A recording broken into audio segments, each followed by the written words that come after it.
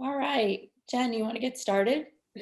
Yeah, I would love to get started. I don't know if anyone else is joining us this morning, but if they come in, we're gonna just launch off with a short meditation. And how's everybody feeling? I haven't seen you in a few weeks, and I know that you've been working with Christine and Mary's been here, and just wanted to do a quick check-in to see how the practices are going and what you're noticing.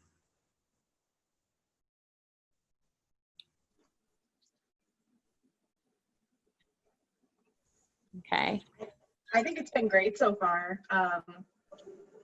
I've been doing it consistently throughout the past couple weeks, and I think my concentration's getting better, which is neat, like on the practices. So that's been really cool to see. In the beginning, I was a hot mess for sure.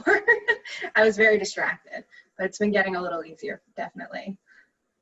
Yeah, that ease comes and goes, right? So that's what's important to remember, Megan, is that you will have practices where you notice that the concentration feels strong and more steady and more easeful, and then that could happen for some time, and then of course you'll still have practices that are difficult, and you'll notice the mind is really busy or your attention is all over the place, and it might feel harder to steady or concentrate or soften kind of the mind. So when that happens, what's important is for you to notice if you get hypercritical, right?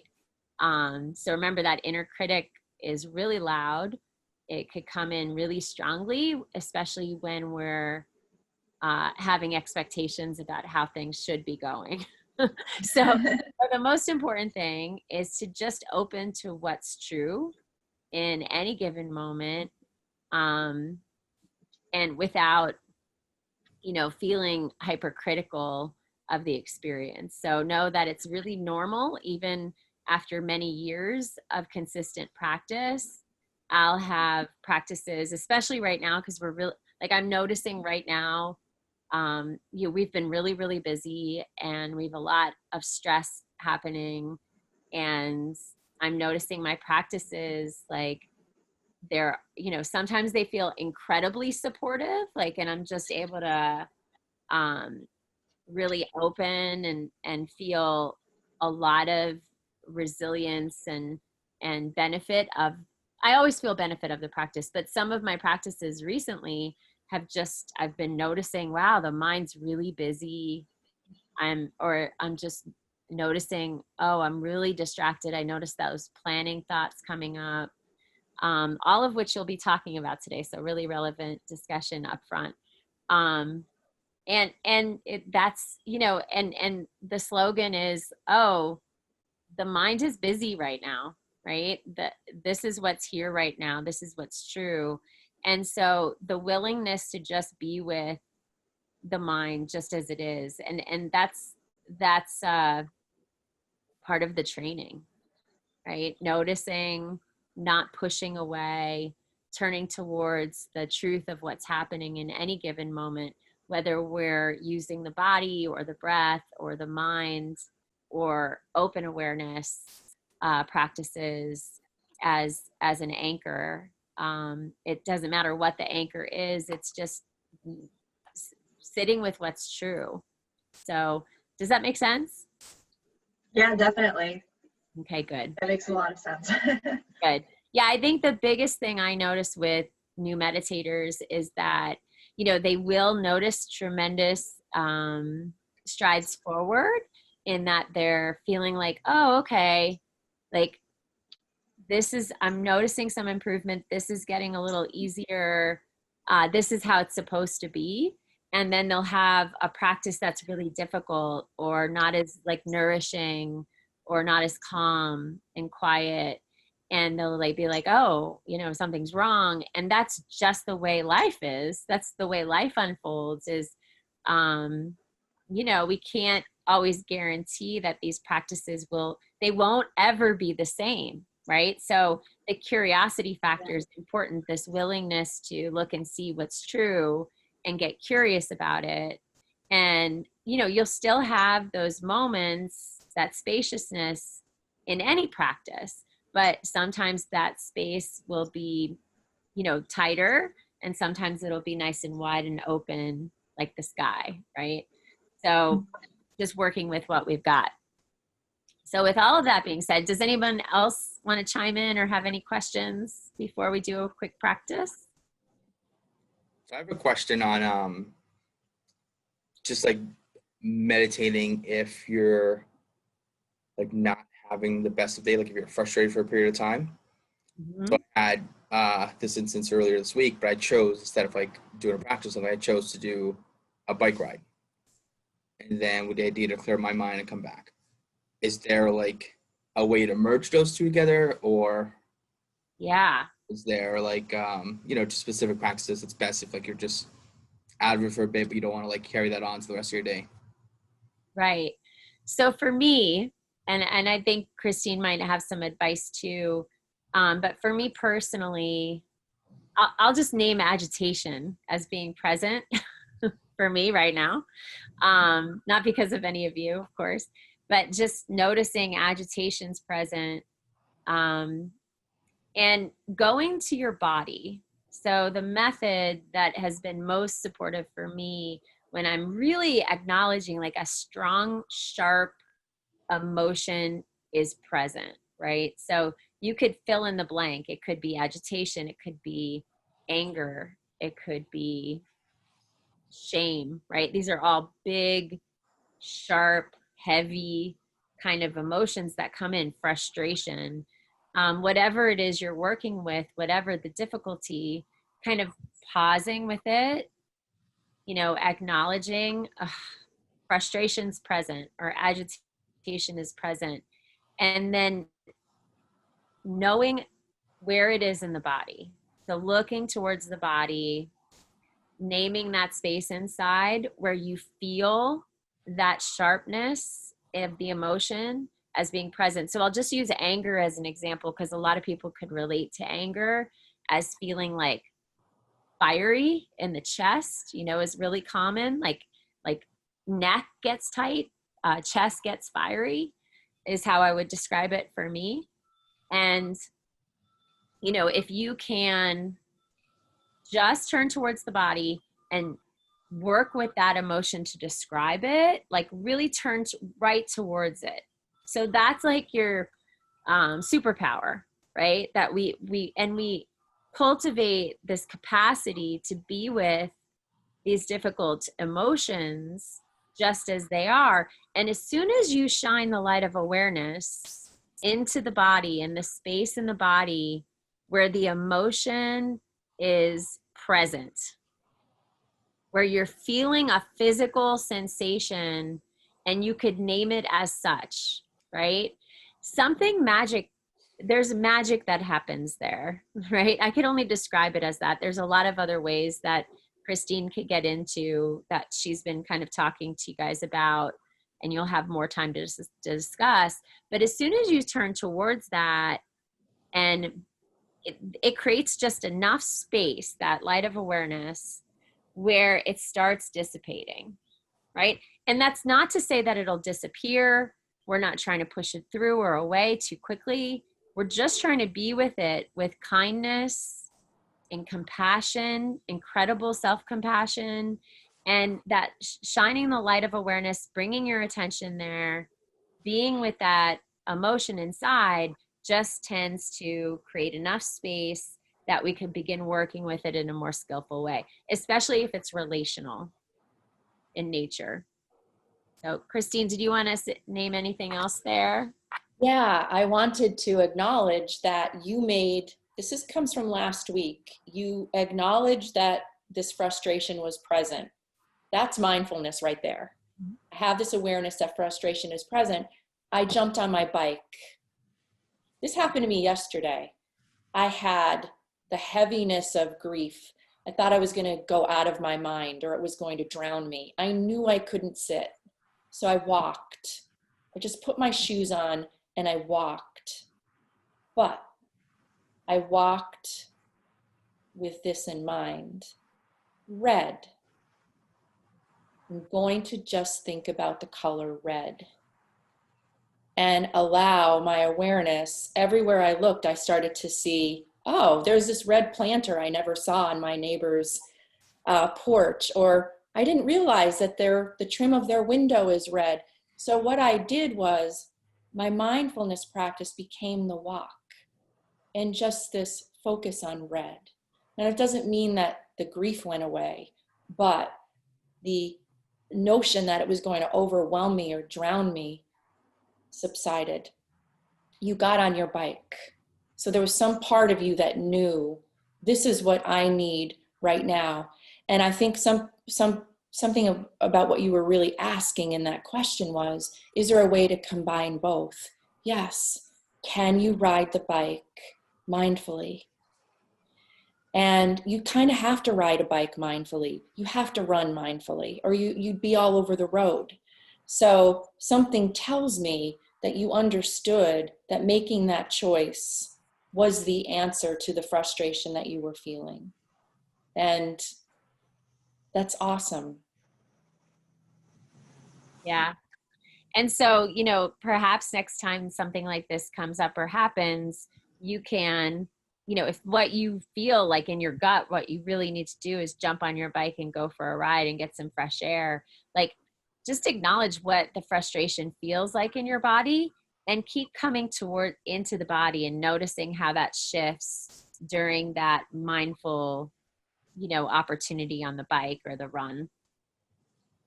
Thank you. Thank you. You're welcome. That's very helpful. Good. So it's 9:45, and what I'm thinking, the plan was to do a short practice, but there's a lot of material. I want to be really mindful of this lesson because it's really, really important. It's one of my favorite lessons, and it kind of brings everything together in a tight bow. So I am, if it's okay with you, Christine, I'd like to just turn it over to the lesson and you could get more practices in. And really, I just wanted to come in today and say hi. I have to head down to the university to do a lecture. So Christine is taking the lesson today. But I also wanted to just let you all know how much I appreciate the time that we've spent with you. And I look forward to spending more time with you as we continue on this journey of mindfulness. So feel free to reach out and email me if you have questions, and enjoy this lesson today with Christine and Mary. So thank you all so much. I think you're muted, Christine. Thank you. Thanks. Thank you. Thank you. And Jen is right. This is such a rich lesson. Mindfulness of mind is one of my favorite lessons. And I just want to remind you of this journey that you have taken over the course of these 8 lessons. So we began with anchoring. How do we anchor in moments where things feel really turbulent? Then we moved into mindfulness of breath, 2 sessions on mindfulness of body, 3 sessions on mindfulness of feelings, and mindfulness of mind. So what does this mean, right? When we think about mindfulness of mind, we want to ask ourselves, can I be with this mind just as it is? Even if it feels like it's a runaway train, even if it feels like one of my favorite writers, Anne Lamott, says, sometimes my mind is like a very bad neighborhood that no one ought enter into alone, especially me. So does your mind sometimes feel like a place that's not even safe for you to be in? And then there are times where the mind feels like a sanctuary. So mindfulness of mind is minding your own mind, tending to your own mind with a great deal of compassion. And one of the things I hope that today's lesson will reveal is how tough we can be on ourselves related to what is going on in the mind. I'm going to bring up my slides and we'll stay here just for a little bit. This will help to keep me on track because there's so much. But the first thing that I want to talk about is what is the nature of the mind and how often do we actually think about how we're thinking or what the mind, what the brain is doing. So the job of the mind is to think. So when we feel like we're overthinking, overanalyzing, when we want the mind to turn off or to just stop, I remind myself, it's doing its job. Now, it might need a little bit of my intervention here, so I'm not veering off onto a detour or into a ditch, but the mind's job is to think. The mind is almost always very busy, very active. The mind is oriented towards survival. This is really important. We are naturally, as human beings, oriented towards survival. And I'm going to talk about this very specifically in a few moments, but I just want you to think about this. If you were to think about the mind as moving, right? We are always moving toward things that feel good, things that feel pleasurable, moving toward things that we love and care about. And so the mind can really grasp and cling and attach and hold on to the point that it can cause a great deal of suffering. But it's what we do. We like to feel good. We like to feel safe. We like things that make us feel good and safe. So we're drawn, the mind is drawn to those things, to those thoughts, to those situations. The mind can put up a lot of resistance to things that we're afraid of. A lot of resistance to things that we don't want to think about. We don't want to go there. I gave the example of yesterday, really feeling the weight of grief. And that was related to something that I was thinking about. And one of the things that I've really been learning over the course of the last 3 months is how resistant my mind is to going into grief. It's like, no, right? And I've been letting myself go there. But it can be a scary place.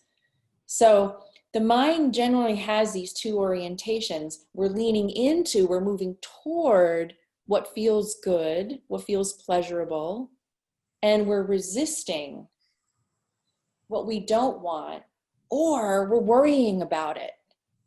So a really good exercise, try this just for a week. When you wake up in the morning, try to catch yourself and say, what is my first thought? When I've taught about this in corporate settings, it's always astounding to me. Then I say, what was your first thought upon waking this morning? Almost inevitably, someone will raise their hand and say, my thought was, oh shit, another day. And then you immediately go into everything you have to do, everything that you have to accomplish, and all the things that may or may not happen to interrupt your day. In other words, what is the quality of your own thinking upon that first moment of waking? Just notice that. Notice what's happening in the mind and how that first thought shapes the day that's ahead. There's nothing wrong with this, by the way. It's just who we are. And it's because we are so hardwired for that need to survive, that survival instinct. So here are some fun facts about thinking. This comes out of a study from Cornell University. The average person thinks between 12,000 and 60,000 thoughts per day. 80% of our thinking is largely negative. If we're not mindful, 95% of the thoughts that I will have today are likely repetitive thoughts that I had yesterday and the day before that and weeks ago and months ago. This is astounding to me. 85% of my worry thoughts are about things that never happen. And I love this. Of the 15% of thoughts that I have that I'm worried about, of events that actually do happen, 79% of the time, when that happens, that thing I really worried about, I come to realize that I handled it much better than I ever imagined I would. For the most part, for many people, 97% of our worries are fueled by pessimistic perception of things, mostly things that will likely never happen. So, if this is true, if this even somewhat reflects what's happening in our minds, a really interesting exercise is to think to yourself, how did I learn to think? I can tell you that most of what's on this screen is true for me and has been true for me for most of my life. And I can tell you that I come from a family for whom this is true. I always say that I believe that I marinated in the womb in my own mother's anxiety, and just sort of came out anxious. It's one of the things that led me to this work in the first place. I work with this material every day, all day long, just to keep myself somewhat calm and somewhat balanced and sane, right? So, do you have people around you that support what's here on the screen? Do you live in a cultural environment, in an organizational environment, in a national environment, in a worldwide global environment that supports what I'm talking about here? So mindfulness reminds us that this is what the mind does. But mindfulness gives us the tools and the strategies to actually train the mind out of what our default is. And our default cognitively is known as negativity bias. This is where we tend to go very naturally. In other words, the human mind is not oriented toward positivity, positive outlook, hope, and optimism. The way that I like to think about negativity bias is you're thinking to yourself, you know what? Everything is going really great. Like I had a great week, I had a great day, certain projects are unfolding, like good things are happening, and yet I'm waiting for the other shoe to drop. Or I'm in this new relationship, it's wonderful, and I'm just waiting for something to be revealed to tell me that this is not the relationship for me. Negativity bias at the most primitive level is, as human beings, to stay safe. We are always on the lookout for danger, for threat. We are always on the lookout for, wow, this is going great, but this could be taken away from me at any time, or that other shoe is going to drop. We have to train ourselves out of this default place we go to. But just knowing that this is where we go to is awareness that's really valuable. So if you're moving throughout your day and you're thinking, I feel like crap today, or I'm really frustrated, or I'm feeling angry, or whatever it is, the first thing that I do is I go to my thoughts. What's happening here? Am I in that negativity bias? So negativity bias tells us, for example, and some of you may have, if you were in Leadership Wilkes-Barre, you may have heard me share this before in some of those trainings. One of the things we know about human beings is that when they enter into a room for the first time, we will almost always intuitively subconsciously, we're not even aware of it, look for the exit. That is a very easy example of negativity bias. I need to know how I can get out of here. When I think about, for years, I wondered, why is it that if I go to a movie theater or to the theater, I cannot sit anywhere else but the aisle? If I'm in the middle of the aisle, I start to feel a lot of anxiety. I need to know that I can leave. That is negativity bias. There may not be any evidence whatsoever that there's danger, but I'm ready for it. Okay? So test your own negativity bias by going back to that exercise. When you wake up in the morning, notice, what is my first thought? What do I grab first? If, for example, I grab my phone and I immediately go into email and I'm still laying in bed, or I'm looking at my text messages and my heart starts to pound because I'm anxious about what I might find there, that's negativity bias at work. It's part of how the mind works.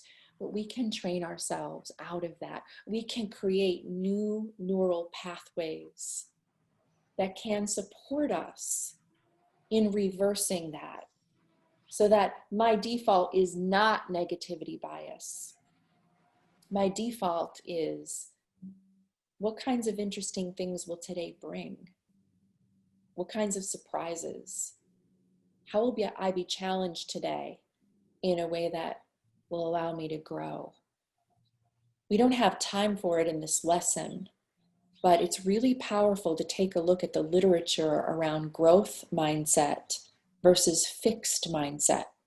It's really what I'm describing here, but when you look at a thought system, when you look at an interior landscape that is guided by growth mindset, you see so much freedom in that. So I invite you to do a little bit of research on that. And the mind is a wonderful thing. The mind learns, it remembers.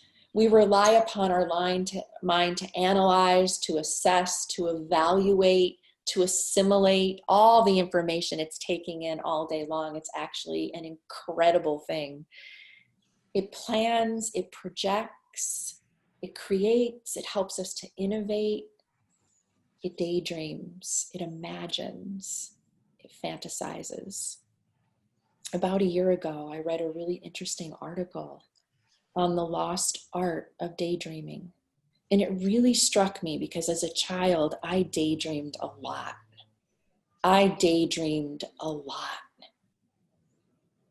And the article was talking about our capacity to daydream engages the part of our brain that is creative. So let's say, for example, you're seated in the doctor's office and you're waiting to get called back. And rather than sitting and waiting and perhaps, sort of observing, being present, or going into daydreaming, grab your device and you're on your device.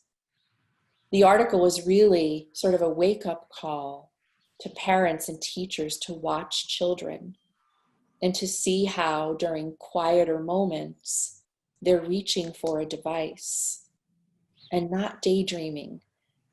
I can remember distinctly as an elementary school student sitting at my desk, just classic, looking out the window, lost in thought. Fantasy, creative, imagining thoughts. So there is something really beautiful about our mind's capacity to daydream, as long as it's not a constant state of escapism. But think about it, when was the last time you daydreamed? And do you allow your mind to do that? I want to introduce you quickly to what are known as the 5 mind states. And this is another mindfulness technique that allows you to kind of check in. And as I'm going through these, I want you to ask yourself, if I had to identify as my mind primarily being in one of these head states. Where am I most of the time? So the planning mind is always planning. What's next? And it's very rarely in present tense. You're making your grocery list. You're thinking about your next event. You're thinking about an event that's going to happen in a year. Our professional environments often require of us to be in that kind of planning mode. But are you in that most of the time? The ruminating mind is back here. Planning mind is future tense. Ruminating mind is back here. Oh, I wish I never said that. Oh, I should have married my high school sweetheart. Oh, I wish that I had made a different decision and gone to another university. Whatever it is, but it's back here. And so it is not present. Then I call the mind that aches and longs. That's the mind that's not only back here, but actually has the physical sensation of heartache. I cannot believe I live with so much remorse and regret. I'm not present. Then there's the judgy, evaluative, critical mind that's just beating you up, and many times by extension, beating others up, constantly in a state of criticism and judgment. And then there are moments when we are in the present mind, where I'm sitting next to someone I love and we are looking at the sky, at the September full moon, and thinking, wow, the change of season is upon us. And what a beautiful few months it's been, even in this state of crisis, or the moment when someone reaches for your hand, or that moment where you're having that conversation and everyone around you has dropped away, or you've lost sense of time. See, we want those moments to be the rule and not the exception. But it's not that way for most of us because of these other head states. So I will often ask myself, Christine, where's your head? Where are you in this now moment? One of the reasons that I love to teach is because when I teach, I'm in the present. No doubt about it, in total flow state. Whatever gets you in flow state, whether it's being on your bike, whether it's being with a loved one, running, whatever it is, listening to music, get there often so that you can take off the head of these other states, which really drain us. Now, they're all necessary. It's important to plan. It's important to reflect on your past. It's sometimes important to judge and evaluate. It's sometimes important to grieve what you ache and long for and to have some regret and remorse and to just go there, but not to stay there. When you're with someone who's suffering, I want you to remember these mind states. You don't necessarily have to teach these mind states to them, but you might want to say, where are you right now in that beautiful mind of yours? And a really important question. What is being in that head costing you? What is it costing you? This isn't to make it wrong. This is very human of us. But what is it costing you? You know, we'll have some parents who will say things like, I was so obsessed by making sure I was raising my child right that I can't even remember the childhood. What did it cost you? Being in that planning, futuristic mind, and being in that judgy mind, evaluating, am I doing this right? It costs me.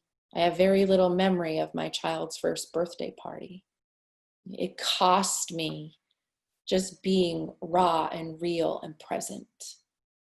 It's an important question to ask, but not to make yourself wrong for it. Just know that being out of present time has a price tag attached to it. I like to think about it as real estate, right? Your mind is precious real estate. How much of it are you going to give away? How much of it are you going to give away? Because it's occupied by these thoughts that aren't necessary, are negativity biased, are preventing you from being in that present tense. So, some really important mindfulness-based tools. I want to do a very short practice with you. I'm actually going to set a timer. I want you to close your eyes if that's comfortable for you. And what I'd like you to do is in 1 minute's time, I want you to count how many thoughts have come up starting now.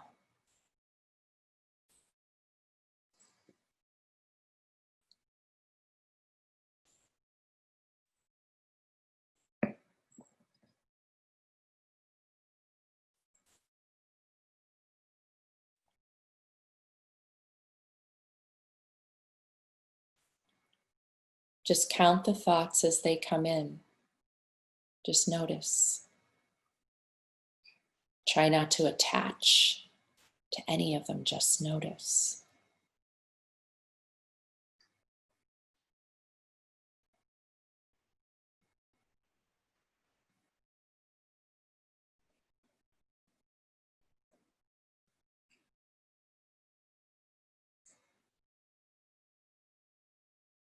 Just 1 minute.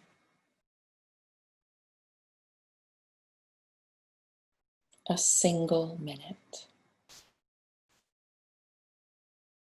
And stop. Take a deep breath in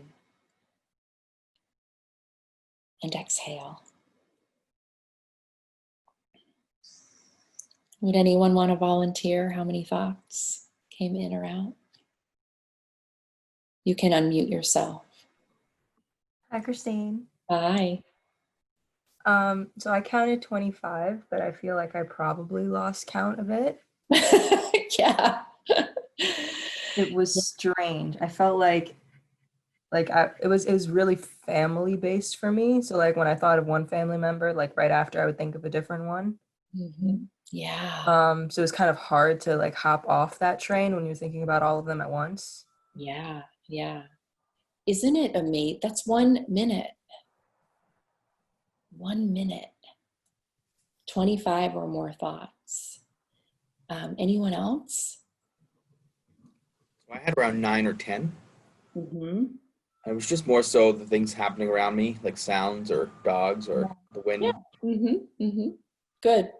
And you know, when we do this this, by the way, is a mindfulness exercise. You can come into sort of a meditative state. You know, just sort of set yourself up as for your meditation time, and just say, in this meditation, I'm going to count my thoughts. It's a great way to train the mind, because you start to realize, wow, the mind. When we use the phrase monkey mind in mindfulness meditation, what we're referring to is the mind's tendency to go from one thing to the next. And it might be organized around a common theme, like family.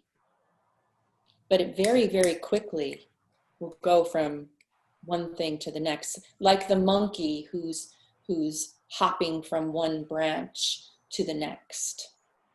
Our job is never to kill the monkey or stop the monkey, but can we settle the monkey mind so that it can land and stay on certain thoughts, and thoughts that, you know, are really productive for us. Okay, so I want you to think about this, use this as a mindfulness-based tool. Another tool is, if, for example, you realize, okay, I'm having thoughts about different family members. What if I were to just land on one of those thoughts and just explore it? Like if I had to give this thought a color or a shape or a texture, if I were to attach a feeling to it. See, when we go into that investigative mode, we start to develop that distance between ourself and our thoughts, because sometimes we forget. I am not my thoughts. Thank God, for the most part. My thoughts are not me. I have them, they come and go, but they don't define who I am. And so that distancing is really important. I want to teach you a really quick protocol that's really powerful, and it's called inquiry. And it comes from the work of Byron Katie, B-Y-R-O-N. Byron Katie has a transformational protocol that she uses to inquire into thinking. And this is very, very helpful when you feel like you're stuck in a thought loop that's causing you a lot of suffering. And so what you do is you come into inquiry about the thought. And the first question you ask yourself, is this thought that I'm thinking even true? Can I absolutely know that this thought is true? Questions 3 or 4 for me are the real game changers. How do I feel and how do I react when I'm thinking this thought?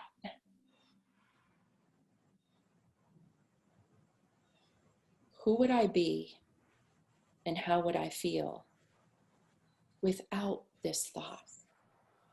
So for example, yesterday, this grieving will never leave me. I am fated to hurt like this for the rest of my life. This is going to overwhelm me. I'm a meditation teacher, for God's sake. How can I be caught up in this cycle of thinking? Christine, is it true that this grieving is going to be with you forever? No. How do you react when you think that thought? This grieving is forever. I'm drowning in it. I don't think I could survive this. That's how I react when I think that thought. Who would I be without this thought? Most of the time, the answer is free. Because the other thought could be, I'm grieving. And it's going to come and go. That's very different from the thought, this is with me forever. So these 4 questions, is it true? If your answer is yes, can you absolutely know for sure that it's true? Yes or no? How do you react and feel when you're holding this thought? And who would you be without it? This is a mindfulness tool. If you're interested in this, look up Byron Katie. Her work is called The Work. And her website provides all kinds of free resources that actually takes you through an exercise. If you really feel that certain thoughts you're having are causing suffering, you can work through them in these really helpful worksheets that can be really transformational. It is a mindfulness-based activity. I want to skip ahead, and I just want to remind you that it's really important to practice what I call mind hygiene. And this is to be very mindful of what you're bringing into your mind and how it's making you feel. I decided that for the month of September, I'm not engaging in any news outlets. I have to do that because my thoughts have been very, very anxious. Now, this does not mean I have people in my life, I've informed them of this. I have said if there's anything that I need to know that's really critical, please weigh in. But otherwise, I'm not turning on the television to any kind of news outlet. What are you reading? What are you scrolling through? In other words, what are you bringing into the mind? And does it nourish the mind, keep you strong, or is it depleting you? Is it costing you that precious real estate, that inner landscape? Is it creating a situation where the mind is starting to feel like that bad neighborhood that's dangerous or unsafe for you to be in? Really great exercise. We all have our top 10, just like you'd have a playlist. If we had more time, I'd ask you to make your list. And you can take a day and do this. What are the top 10 thoughts that I tend to think? Not just today, but I may have been thinking about these things for the last month or even longer. Remember that statistic. Our thoughts tend to be really repetitive. We're taking up precious real estate. What if I was freed of thinking those thoughts? What might I be free to create? Really important questions. This is mindfulness of the mind. Before we come into today's practice, I want to share a really useful tidbit with you. The mind is inherently curious. We are born with an innate capacity for curiosity. Typically, when we think about curiosity, we often will associate it back to our childhood. That's why I chose this image. We were incredibly, unabashedly uninhibited about our curiosity. So what we know about curiosity is it is almost impossible. I suggest it is impossible to be simultaneously curious, stressed, anxious, and overwhelmed all at the same time. When I think about moments in my life, especially in my childhood, when I was most curious, I was probably around 8 years of age, learning about archaeology for the first time. And for a good month, I had a shovel and I dug up our backyard in hopes that I would dig up a lost land. I dug and I dug and I dug, and I was so curious. And I had no fear, and there was no negativity, and there was not a sense of overwhelm. So engaging your own curiosity and creativity is a wonderful break for the brain. It moves you out of stress response. We know this to be true. So just a couple of questions to think about. What are you presently curious about? And I mean, what would you like to just explore more of with the spirit of lightness and intrigue and playfulness and discovery? What were you curious about as a child? And is there any part of you that remains? I mean, I was digging so that I might know more, that I might see what's beneath the surface. And that's something that I've been curious about my entire life. What is beneath the surface of this thing we call life? Do you have someone in your life who's your curiosity partner? And if not, can you claim one? Let's practice curiosity together. When you think about your own professional success, things that you feel really proud of, what role did curiosity play in that? What have you given birth to? What have you created that was born out of curiosity? What role does it play in your relationships? This is a really incredible question, especially in the context of our intimate relationships. Do we remain curious about each other and what this could be together? And what role does curiosity play in your organization? I bet a lot. I bet it plays a big role because you're always reinventing and creating, and you're having to do that now just in the projects that you're engaged in. You know, how can we do what we do successfully differently? We have to get curious about it. And curiosity is at the root of creativity. So don't relegate curiosity to childhood. Engage it now. It's an incredible part of our mind training. So when I'm feeling really stressed and overwhelmed, I will often put myself into a curiosity state of mind. All of that drops away. So I want to take us out today in a closing practice that is meant to link the mind, the brain, to the heart. And this guided meditation comes out of the work of what is known as HeartMath and the HeartMath Institute, something you can look up, tons of free resources. But the HeartMath Institute is very interested in what we know neurologically to be true, and that is the human heart has what is known as the little brain. It has brain neurons as part of it. And this is one of the reasons why when we feel like, oh, the mind is taking me in this direction, but the heart says something else, that is real. It's because the heart has its own intelligence. But we're living most of the time from here up.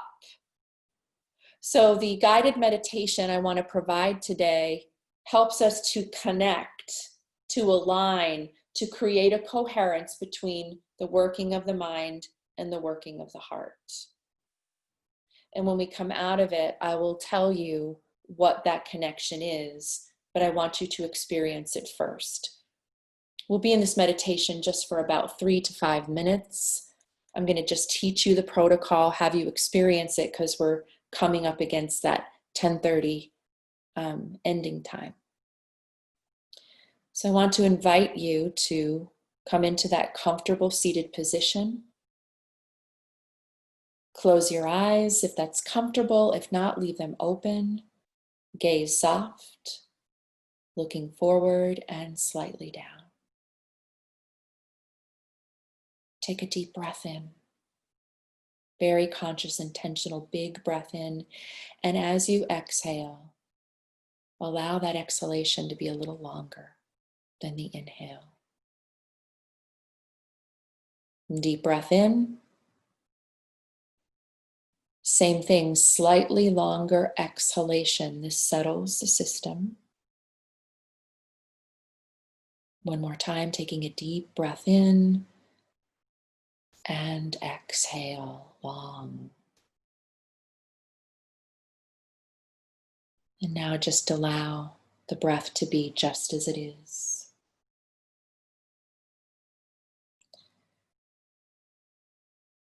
And I want you to use the power of your own imagination to bring to mind someone or something that just brings you joy.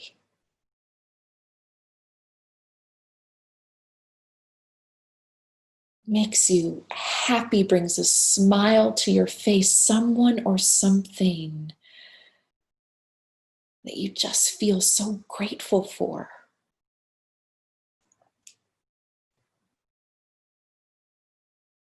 And for the next few moments, I just want you to really vividly, as if the mind was this vast space, fill every corner of the space of that mind with this image of someone or something that brings me great joy.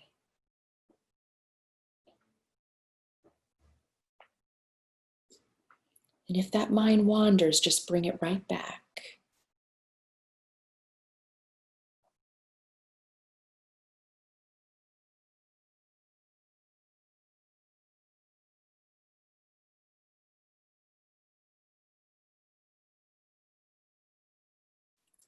And now holding this in the mind, I want you to imagine now that you're dropping down into your own heart, almost like you would take an elevator down into the heart. And I want to invite you to feel, to the degree that you can, the joy and the gratitude connected to that image, so that the mind is holding the image and the heart is feeling it.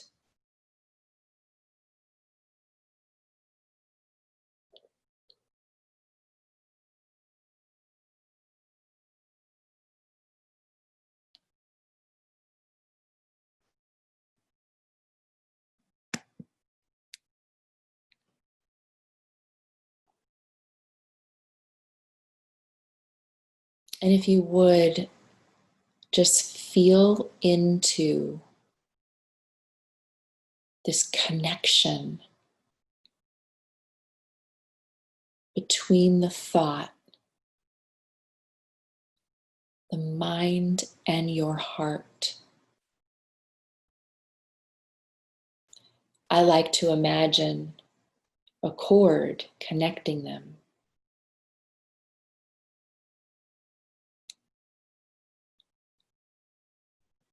And what we've just done is we're creating a coherence between the mind and the heart.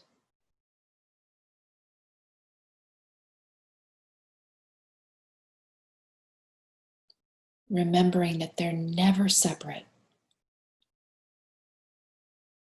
They're always communicating with each other.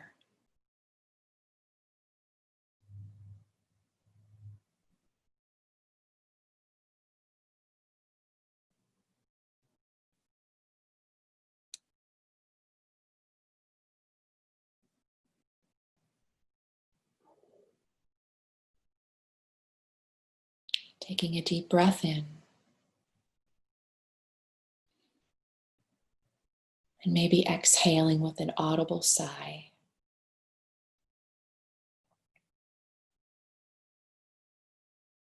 And whenever you're ready, but only when you're ready,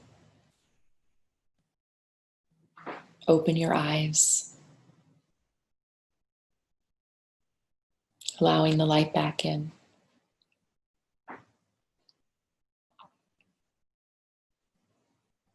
This was a quick hour.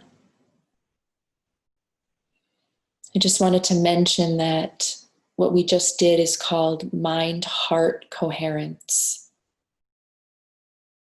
And when we can hold thoughts in the mind that are of gratitude or about someone or something that brings us a lot of joy, happiness, and then drop down into the heart and really start to create the feeling associated with the mind we're having, with the mind, the thoughts we're thinking, that's when we create this connection.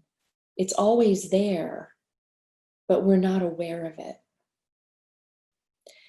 And when you want to fast track out of stress response or thinking that's really irritated, agitated, frustrated, stuck in a loop, you can be anywhere. It can be any time. And just bring into that interior landscape of your own mind a single thought of something or someone about whom you're grateful or feel joy. Again, the mind, just like curiosity, cannot hold thoughts of gratitude, stress, overwhelm, negativity at the same time. Try it. It just doesn't work. So I want to live. We want you to live in your full humanity, which means from this incredible, brilliant mind and from this beautiful heart. And they're not separate. And when we can navigate our lives and move through the world and relate to others and do our work with that resonance, that connection, we really do show up wholehearted, real, raw, authentic, at ease.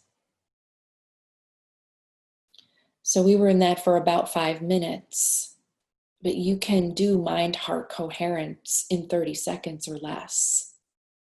You just bring to mind gratitude, someone or something that brings me joy, really see it, take it down into the heart, and then start to feel the connection between the thought and what you're feeling.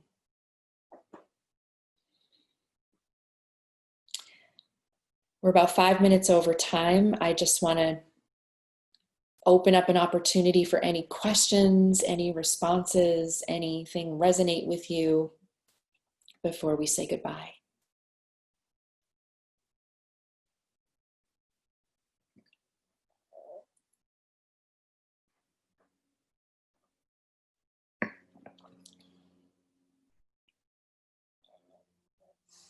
Okay. Well, again, it's been wonderful to be here with you for our journey through mindfulness of feelings and here now at mindfulness of mind. Again, always feel free to reach out to us. We hope to see you again very soon, and have a great day and a great week ahead. Thank you, Christine. You're so welcome. You are welcome.